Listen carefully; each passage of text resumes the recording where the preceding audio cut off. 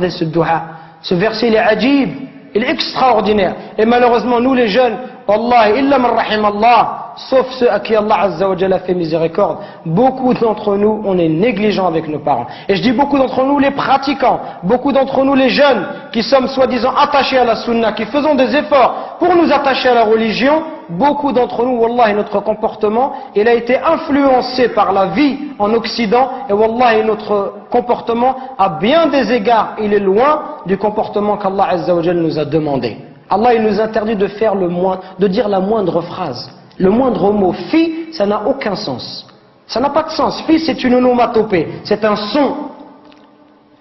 C'est un mot qui est composé de 2 lettres. C'est le mot le plus petit en arabe. C'est pour vous dire que si tu n'as pas le droit de faire à ton père, celui qui fait des phrases entières et qui lui dit tu m'as jamais rien appris, tu m'as jamais rien donné, et qui se plaint, ça c'est encore pire.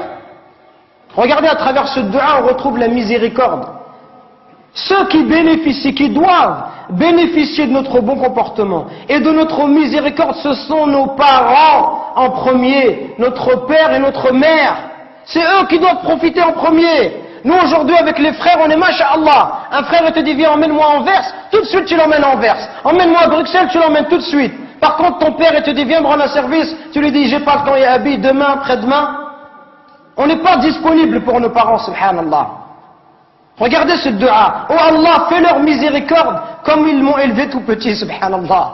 Quand tu auras des enfants, tu vas comprendre, subhanallah. Quand ton fils il pleure la nuit, les parents ils dorment pas, peuvent pas dormir, subhanallah. Au moindre bruit de l'enfant, ils se réveillent. Les parents ils sont capables de se priver pour donner à leurs enfants.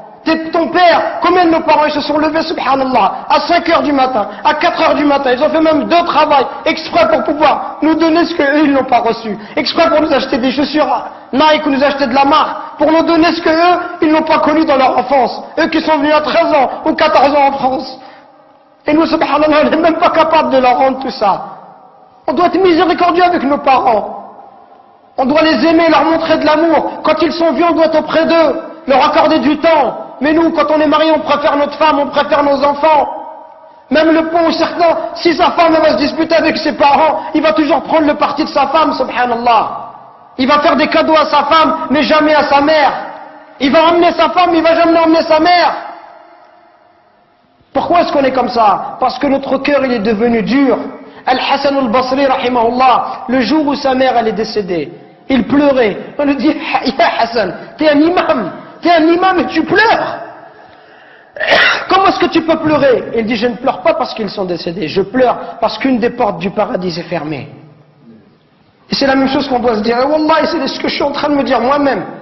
Qu'on parle, conférence après conférence, khutbah après khutbah, et on dit comportez-vous bien, comportez-vous bien. Et Wallah, on est insouciant avec nos parents. Jusqu'au jour où nos parents vont mourir, et là on dira subhanallah, j'aurais voulu faire le bien, j'aurais voulu rester auprès d'eux, j'aurais voulu les accompagner, j'aurais voulu les consoler, j'aurais voulu les aider comme ils m'ont aidé, leur donner comme ils m'ont donné, patienter avec eux comme ils ont patienté avec moi. Qu'on se réveille avant qu'il soit trop tard, subhanallah. Qu'on se réveille avant qu'il soit trop tard, avant qu'on ne regrette. Et avant qu'on dise j'aurais aimé faire le bien, j'aurais aimé voyager avec mon père, j'aurais aimé passer du temps avec lui, j'aurais aimé rester juste m'asseoir, boire un verre de thé, parler avec lui, qu'il soit heureux. Combien de gens dans l'histoire de l'islam, ils ont atteint des hauts degrés, juste parce qu'ils étaient bons avec leur mère. Uwais al-Qarani, considérés comme les meilleurs des tabi'in.